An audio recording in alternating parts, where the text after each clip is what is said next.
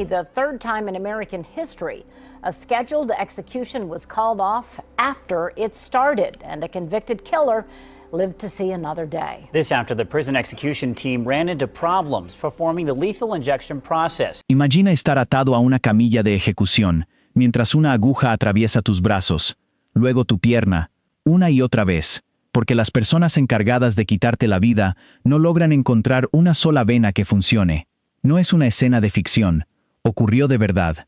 Hoy hablaremos de Alva Earl Campbell Jr., un asesino condenado que pasó casi 2 décadas en el corredor de la muerte de Ohio por el robo de un vehículo y el asesinato de un joven de 18 años llamado Charles Diles. Cuando el Estado finalmente estuvo listo para ejecutarlo, Campbell tenía 69 años. No podía caminar sin un andador. Necesitaba tratamientos de oxígeno 4 veces al día. Padecía cáncer de pulmón, cáncer de próstata, enfermedad cardíaca y un grave deterioro pulmonar. Y aún así, el 15 de noviembre de 2017, el Estado lo sujetó a la camilla de ejecución. Lo que ocurrió después dejó atónitos incluso a quienes estaban acostumbrados a presenciar ese tipo de procedimientos. Durante 30 minutos completos, el personal médico intentó colocar una vía intravenosa, perforando repetidamente ambos brazos y la pierna derecha de Campbell, sin encontrar una sola vena que resistiera. Quienes presenciaron la escena aseguraron que jamás olvidarían lo que vieron. Ese día Campbell nunca llegó a pronunciar sus últimas palabras, pero cuando todo terminó, se inclinó hacia su defensor público y le susurró algo que heló el ambiente. Y aquí viene la parte más impactante. Jamás volvió a enfrentarse a esa camilla de ejecución. La razón es precisamente la historia que vamos a contar. Bienvenidos al canal donde exploramos los casos que permanecen contigo mucho después de que termina el video. Si aún no estás suscrito, hazlo ahora, porque cada semana traemos historias como esta. Pero antes de entrar en lo que ocurrió dentro de la cámara de ejecución, primero debemos hablar de la persona cuya muerte hizo que todo esto importara. Charles Diles tenía 18 años. Solo 18. Apenas comenzaba su vida.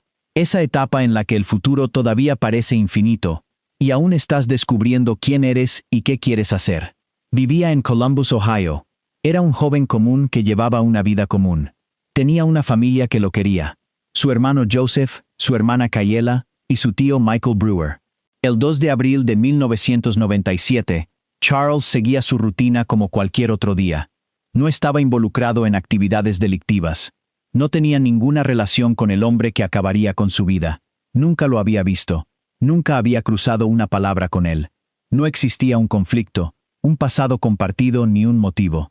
Charles Diles simplemente estuvo en el lugar equivocado en el momento equivocado. Aquella mañana, un fugitivo armado necesitaba un vehículo y alguien que lo condujera.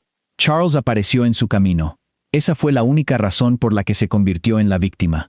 Y esa crueldad del azar hace que esta historia resulte aún más difícil de aceptar. Charles nunca regresó a casa. Durante los siguientes 20 años, Joseph, Kayla y su tío Michael cargaron con esa pérdida mientras observaban cómo el proceso judicial avanzaba lentamente entre apelaciones, retrasos y fechas de ejecución aplazadas. Finalmente, el 15 de noviembre de 2017, los 3 entraron a la sala destinada para los testigos de la ejecución y esperaron que el estado de Ohio hiciera justicia por Charles. Habían esperado 2 décadas enteras por ese momento. Pero hay una verdad aún más dolorosa. El hombre que asesinó a Charles ya había matado antes. Había cumplido su condena, recuperado la libertad y recibido una segunda oportunidad. Charles Diles terminó pagando el precio de esa decisión con su propia vida. Para entender cómo Charles terminó dentro de aquella camioneta esa mañana de abril, primero hay que retroceder muchos años, hasta el inicio de la vida de Alva Earl Campbell Jr. Campbell nació el 30 de abril de 1948. Era uno de 6 hermanos. Desde el principio, creció en un entorno que ningún niño debería conocer. Con el tiempo, su padre fue internado en el Hospital Estatal de Lima, después de violar a una de las hermanas de Campbell. Su madre tampoco protegía a sus hijos. Los registros judiciales indican que prostituía a sus propias hijas adolescentes a cambio de dinero y alcohol. Una de ellas quedó embarazada cuando apenas tenía 15 años. El episodio que finalmente obligó a intervenir a las autoridades es uno de los más desgarradores de todo el caso. Campbell y sus hermanos entraron a un bar para pedir comida a desconocidos. Ese fue el límite. Fue entonces cuando los servicios de protección retiraron a los niños de la custodia de su madre. Pero el sistema que los apartó de ese hogar tampoco logró ofrecerles estabilidad. Entre los 11 y los 17 años, Campbell pasó por 2 centros residenciales de tratamiento en Pensilvania, 9 centros de detención distintos y 2 hogares de acogida. 13 lugares diferentes en apenas 6 años. Sin estabilidad, sin apoyo constante, sin una ayuda real. A los 20 años ya acumulaba 3 cargos por robo a mano armada, uno por hurto mayor y otro por disparar con intención de matar, cometidos en 3 condados distintos de Ohio. En noviembre de 1972, fue declarado culpable de asesinato durante un robo y condenado a cadena perpetua. Permaneció 20 años en prisión. En 1992, obtuvo la libertad condicional. Años después, el fiscal del condado de Franklin, Ron O'Brien, lo describiría con estas palabras: el ejemplo perfecto de por qué existe la pena de muerte. 5 años después de recuperar su libertad, Charles Diles estaba muerto. Cuando Alva Campbell salió de prisión en 1992, tenía 44 años. Había pasado 2 décadas encarcelado por asesinato y volvía a ser un hombre libre. Pero esa libertad duró poco. Para 1997, ya enfrentaba nuevos problemas con la justicia. Fue arrestado en Columbus por robo agravado, el mismo tipo de delito que había marcado gran parte de su historial criminal. Permanecía bajo custodia mientras esperaba comparecer ante el tribunal. Fue entonces cuando comenzó a ejecutar un plan cuidadosamente pensado. Mientras estaba detenido, Campbell empezó a fingir que no podía caminar. Convenció al personal médico de la cárcel y a los agentes encargados de trasladarlo de que estaba paralizado y necesitaba una silla de ruedas para desplazarse. Los registros judiciales dejan claro que no sufría ninguna condición médica que justificara aquello. No fue un deterioro repentino. Fue un engaño deliberado, sostenido durante semanas y lo bastante convincente como para engañar a todos. No solo fingía una discapacidad, estudiaba cada detalle de su entorno. Observó cómo funcionaban los traslados. Analizó las rutinas del personal. Identificó el punto donde la seguridad era más vulnerable. El muelle de carga del tribunal, ese breve trayecto entre el vehículo de transporte y la entrada del edificio, cuando un solo agente era responsable de moverlo. Esperó, tuvo paciencia, solo aguardaba el momento indicado. Nadie sospechó del hombre silencioso en la silla de ruedas. Nadie imaginó lo que estaba preparando. Eso era exactamente lo que Campbell buscaba. Lo que comenzó como un caso de robo agravado, estaba a punto de convertirse en algo mucho peor. Y mientras un joven seguía con su rutina sin imaginarlo, su vida estaba a segundos de cruzarse con la de Campbell. Hay un aspecto que distingue este caso de muchos otros. Campbell actuó completamente solo. No hubo cómplices. No existieron llamadas a personas del exterior. Nadie esperaba con un vehículo para ayudarlo a escapar. No fue una fuga cuidadosamente coordinada. Fue un solo hombre, un solo engaño, y una única oportunidad. Su plan tenía apenas 2 pasos. Primero, utilizar la silla de ruedas para acercarse lo suficiente a la agente encargada de su traslado. Después, reducirla, quitarle el arma y escapar. La pistola con la que asesinó a Charles Diles no provenía de un traficante ni de un contacto fuera de prisión. Era el arma de servicio de la propia agente que lo custodiaba. Se la arrebató durante el ataque en el muelle de carga. ¿Y el vehículo para huir? Nunca existió un automóvil esperándolo. Campbell simplemente corrió y aprovechó la primera oportunidad que encontró. Esa oportunidad tenía nombre: Charles Diles. No fue el plan elaborado de un criminal brillante. Fue la estrategia de un hombre que había pasado décadas dentro del sistema penitenciario. Alguien que conocía los procedimientos, entendía cómo reaccionaba el personal, y sabía exactamente cómo lograr que los demás lo subestimaran. Utilizó todo ese conocimiento la mañana del 2 de abril de 1997. Lo que ocurrió después cambiaría esta historia para siempre. La mañana del 2 de abril de 1997 comenzó como cualquier otro traslado de un recluso hacia el tribunal. En la cárcel, Alva Campbell fue colocado en la silla de ruedas que llevaba semanas utilizando. Una sola agente tenía la tarea de trasladarlo al tribunal del condado de Franklin para comparecer por el cargo de robo agravado. Nada parecía fuera de lo normal. Nada despertaba sospechas. Solo un hombre aparentemente frágil e incapaz de caminar avanzando por el sistema judicial. exactamente la imagen que Campbell había construido con paciencia durante semanas. Llegaron al muelle de carga del tribunal, y en ese instante, todo cambió. Sin previo aviso, Campbell se levantó de la silla de ruedas. El hombre que había convencido a toda una institución de que no podía caminar estaba de pie. Antes de que la agente pudiera reaccionar, Campbell la atacó. La golpeó, logró someterla y le arrebató su arma de servicio.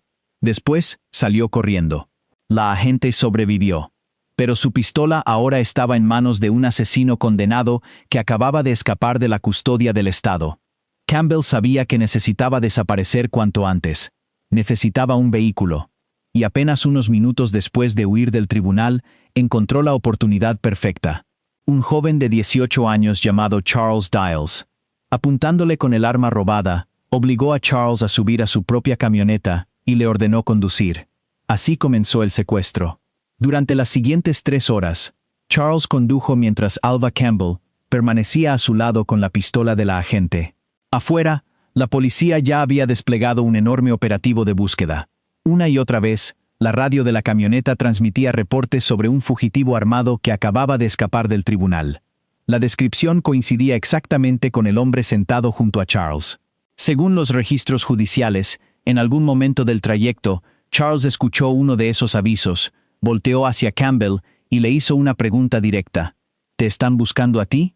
Detrás de esas pocas palabras había miedo, pero también una enorme valentía. Charles ya conocía la respuesta. Ya no era simplemente el conductor de una camioneta. Era un rehén. Estaba completamente solo dentro de un vehículo con un hombre que esa misma mañana había atacado brutalmente a una agente y le había robado el arma. Y aún así, siguió conduciendo. Durante 3 largas horas, hizo todo lo posible por mantenerse con vida. Hasta que Campbell tomó una decisión. Le ordenó que se tirara al piso de la camioneta. Charles se negó. Campbell levantó la pistola y disparó 2 veces. Charles Dials murió allí mismo. Después de 3 horas intentando sobrevivir, bastó un solo instante para que todo terminara. Campbell abandonó la camioneta y huyó a pie. Su fuga duró muy poco. La policía logró capturarlo poco después. La persecución había terminado. Pero para la familia Dials, la verdadera pesadilla apenas comenzaba. Y hay un detalle que vuelve esta historia todavía más difícil de asimilar. 20 años después, en una pequeña sala para testigos del Centro Correccional del Sur de Ohio, las personas que más amaban a Charles se sentarían en silencio, esperando que el Estado intentara hacer justicia por lo que ocurrió aquella mañana de abril. Una justicia que llegaba demasiado tarde, y que todavía estaba lejos de ser sencilla. Campbell nunca consiguió escapar demasiado lejos. No hubo una persecución que se extendiera durante días, ni una búsqueda por varios estados. Fue detenido poco después de abandonar la camioneta.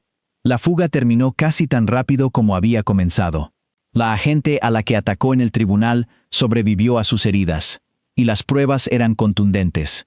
El arma con la que Campbell asesinó a Charles era exactamente la misma pistola de servicio que le había robado minutos antes a esa agente. Ese solo detalle unía toda la secuencia de los hechos. La agresión, la fuga, el secuestro del vehículo, el homicidio. Todo formaba parte de una sola cadena de acontecimientos con un único responsable. Mientras tanto, la familia Dials recibió la noticia que ninguna familia debería escuchar. Charles había muerto. Tenía apenas 18 años. Su hermano Joseph, su hermana Kayela y su tío Michael Brewer iniciaban entonces un proceso judicial que terminaría ocupando 2 décadas completas de sus vidas. Los registros del caso indican que Campbell nunca mostró arrepentimiento tras su captura. No colaboró con los investigadores. No ofreció explicaciones. Nunca reconoció el daño que había causado. El fiscal Ron O'Brien asumió el caso desde el principio. Para él, era uno de los procesos de pena capital más claros que había visto en toda su carrera. Un hombre liberado tras cumplir una condena por asesinato. Un fugitivo que escapó de la custodia. Y que asesinó a un joven completamente inocente. El juicio estaba en marcha. En realidad, los investigadores no tuvieron que reconstruir un rompecabezas. Campbell fue capturado muy cerca de la escena. La pistola utilizada para matar a Charles era la misma que había robado esa mañana. Había numerosos testigos, y existía una secuencia continua e ininterrumpida de hechos que comenzaba en el tribunal, seguía con el secuestro de la camioneta y terminaba con el asesinato. Las pruebas no dejaban espacio para la duda, eran abrumadoras. La fiscalía presentó una larga lista de cargos. Además del robo agravado por el que originalmente debía comparecer ante el tribunal, Campbell enfrentó acusaciones por fuga de la custodia, agresión contra una agente del orden, robo de vehículo, secuestro y asesinato agravado. 6 cargos, todos conectados, todos señalando al mismo responsable. La defensa tenía muy poco margen. Había sido visto cometiendo los delitos, fue detenido poco después, y su condena previa por asesinato hacía casi imposible presentar el crimen como un hecho aislado o un simple error de juicio. Lo único que podían hacer era dirigir la atención hacia su pasado. Hablaron de los abusos sufridos durante la infancia, de los años que pasó entrando y saliendo de instituciones, de los repetidos fracasos de todos los sistemas que habían intervenido en su vida. Ese se convirtió en el eje de su estrategia. No intentaban demostrar que era inocente. Intentaban convencer al jurado de que la historia detrás del hombre también debía ser escuchada antes de decidir su destino. El juicio estaba listo para comenzar, y el proceso avanzó en 2 etapas. Ambas terminaron exactamente igual. El 7 de octubre de 1997, apenas 6 meses después del asesinato de Charles Dials, Campbell fue declarado culpable del cargo original de robo agravado. El mismo delito por el que había llegado al tribunal en una silla de ruedas. El mismo del que intentó escapar atacando a una agente y robándole su arma. Después, llegó el juicio por asesinato. El 10 de abril de 1998, poco más de un año después de la muerte de Charles, un jurado del condado de Franklin emitió su veredicto, culpable de asesinato agravado. Y luego llegó la sentencia. Muerte. El jurado escuchó todas las pruebas. Escuchó cómo Campbell había secuestrado a Charles, cómo lo obligó a conducir durante 3 horas, cómo ambos escucharon los reportes policiales por la radio, cómo el joven se negó a obedecer la última orden, y cómo 2 disparos terminaron con su vida. También conocieron el antecedente de asesinato por el que Campbell ya había pasado 20 años en prisión. Deliberaron. Y regresaron con la única sentencia que, según el fiscal Ron O'Brien, este caso siempre había merecido. Después del veredicto, O'Brien volvió a describir a Campbell con la misma frase. Era, en sus palabras, el ejemplo perfecto de la pena de muerte. El juicio había terminado. La condena también parecía definitiva. Pero nadie dentro de aquella sala podía imaginar lo que ocurriría después. La ejecución tardaría otros 20 años. Pasaría por un procedimiento fallido. Y terminaría de una forma que nadie esperaba. Tras recibir la sentencia de muerte en abril de 1998, Campbell fue trasladado al Centro Correccional de Chillicothe, en Ohio. Allí comenzó otra espera. Durante los siguientes 19 años, permaneció en el corredor de la muerte, mientras sus abogados presentaban una apelación tras otra. La mayoría eran recursos procesales.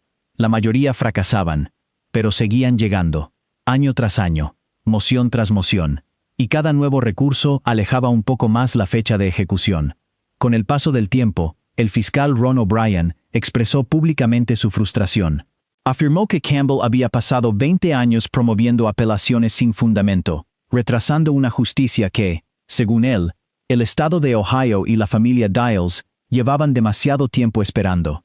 Pero mientras continuaban las batallas legales, también ocurría algo más. El cuerpo de Campbell comenzaba a deteriorarse.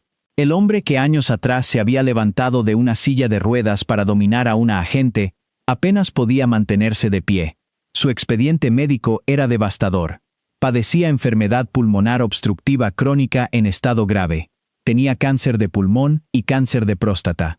Sufría problemas cardíacos y asma. Necesitaba 4 tratamientos respiratorios al día para poder respirar. Dependía de un andador para desplazarse. Vivía con una bolsa de colostomía adherida al cuerpo. Y el personal médico había registrado que, presuntamente, era alérgico al midazolam, el primer medicamento utilizado en el protocolo de inyección letal de Ohio. El 1 de mayo de 2017, el gobernador John Kasich aplazó su ejecución. La fecha pasó del 13 de septiembre al 15 de noviembre de ese mismo año. La defensa reaccionó de inmediato. Presentó nuevos recursos, argumentando que ejecutar mediante inyección letal a un hombre con ese estado de salud constituiría un castigo cruel e inusual. Incluso solicitaron que, si la ejecución debía realizarse, fuera mediante un pelotón de fusilamiento. La petición fue rechazada. El 12 de octubre se celebró una audiencia de clemencia. El 20 de octubre, la Junta de Libertad Condicional votó por unanimidad en contra de recomendar el indulto. Finalmente, el 9 de noviembre, el gobernador Kasich rechazó la última solicitud de la defensa, que pedía simplemente permitir que Campbell muriera por causas naturales dentro de prisión.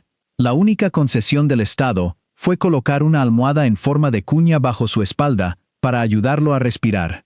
Mientras lo ejecutaban. 15 de noviembre de 2017. Centro Correccional del Sur de Ohio. Lucasville, Ohio. El estado de Ohio estaba listo para ejecutar a Alva Earl Campbell Jr. Campbell tenía 69 años. Fue llevado en una silla de ruedas hasta la cámara de ejecución. Ya no podía caminar por sí solo.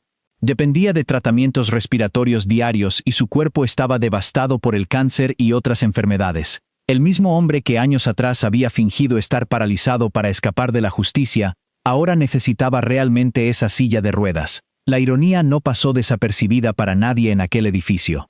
Antes de que comenzara el procedimiento, el Estado cumplió con su última petición de comida.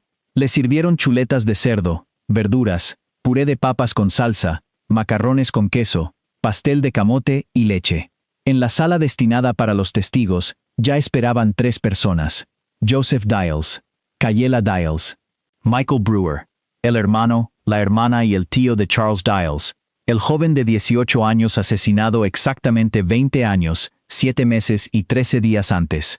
Habían esperado muchísimo tiempo para ese momento. Permanecieron sentados en silencio, esperando. Entonces comenzó el procedimiento. El primer paso consistía en establecer un acceso intravenoso para administrar los medicamentos de la inyección letal. Lo que ocurrió después quedó registrado por los periodistas presentes en la sala de observación. El equipo médico intentó introducir una aguja en el brazo izquierdo de Campbell. No encontró una vena adecuada. Lo intentaron otra vez, sin éxito. Pasaron al brazo derecho. Otro intento. Después otro más. Nada. Finalmente probaron en la pierna derecha. Tampoco funcionó. En total hubo al menos 5 intentos de punción durante aproximadamente 30 minutos. Ninguno dio resultado. En un momento del procedimiento, Campbell pareció romper en llanto. Tras media hora de intentos fallidos, las autoridades de Ohio tomaron una decisión. La ejecución quedaba suspendida. La portavoz del Departamento de Rehabilitación y Corrección, Jo Ellen Smith, emitió un comunicado oficial. Los intentos del equipo médico para obtener acceso intravenoso esta mañana no tuvieron éxito. Campbell fue desatado de la camilla de ejecución y trasladado nuevamente al corredor de la muerte. Se convirtió en uno de apenas 3 reclusos, en 7 décadas de historia de Estados Unidos, que sobrevivieron a un intento de ejecución después de que el procedimiento ya había comenzado. Cuando todo terminó, Campbell giró hacia su defensor público, David Stebbins, y le dijo en voz baja: «Este es un día que nunca voy a olvidar». Poco después, Stebbins habló con la prensa. No ocultó su indignación. «Llevábamos meses advirtiéndoles que esto iba a pasar», declaró. La Unión Estadounidense por las Libertades Civiles de Ohio reaccionó de inmediato. Solicitó la suspensión de todas las ejecuciones en el estado. Su mensaje fue directo. Esto no es justicia. Y esto no es humano. El gobernador John Kasich concedió un aplazamiento temporal. Se fijó una nueva fecha de ejecución para el 5 de junio de 2019. Mientras tanto, en la sala de testigos, Joseph, Cayela y Michael permanecían en silencio. Habían presenciado cada minuto de aquellos 30 interminables minutos. Habían visto cómo el hombre condenado por asesinar a Charles era retirado de la cámara de ejecución, con vida. Llevaban 20 años esperando justicia, y abandonaron ese lugar sin haberla visto cumplirse. Pero Campbell nunca volvería a entrar en esa cámara. El 3 de marzo de 2018, funcionarios del Centro Correccional de Chillicothe lo encontraron inconsciente dentro de su celda. Fue declarado muerto poco después. La causa fue natural: cáncer de pulmón, cáncer de próstata, enfermedad pulmonar obstructiva crónica, insuficiencia cardíaca. Tenía 69 años. El estado de Ohio nunca llegó a ejecutar su sentencia. El fiscal Ron O'Brien reaccionó con una declaración que reflejaba años de frustración. Según sus palabras, Campbell había logrado agotarle el tiempo a la justicia que, afirmaba, Se les debía tanto al Estado como a la familia Dials. La exesposa de Campbell, Cheryl Kelly, también hizo un breve comentario. Dijo que, probablemente, era mejor que todo hubiera terminado así. Después añadió, no fue bueno para nadie, ni siquiera para la familia de la víctima. La familia Dials decidió no hacer declaraciones, y ese silencio dice más que cualquier entrevista. Charles Dials tenía 18 años cuando murió. Nunca llegó a cumplir 19. Nunca tuvo 20 años para presentar apelaciones. Nunca dispuso de recursos judiciales. Nunca vio fechas aplazadas. Nunca tuvo la oportunidad de dejar que el tiempo jugara a su favor. El hombre que una vez fingió estar paralizado para escapar del sistema de justicia, consiguió evitarlo una última vez. No mediante otro engaño, sino porque su propio cuerpo dejó de resistir. Y ahora queremos conocer tu opinión. ¿Qué momento de esta historia te impactó más? ¿El engaño de la silla de ruedas? ¿La pregunta que Charles le hizo durante el trayecto? ¿Te están buscando a ti? ¿Los 30 minutos de intentos fallidos para encontrar una vena? ¿O el silencio de la familia Dials al final de todo? Déjanos tu respuesta en los comentarios. Y si todavía no formas parte del canal, suscríbete. Cada semana profundizamos en casos reales que obligan a cuestionarlo todo. Nos vemos en el próximo documental.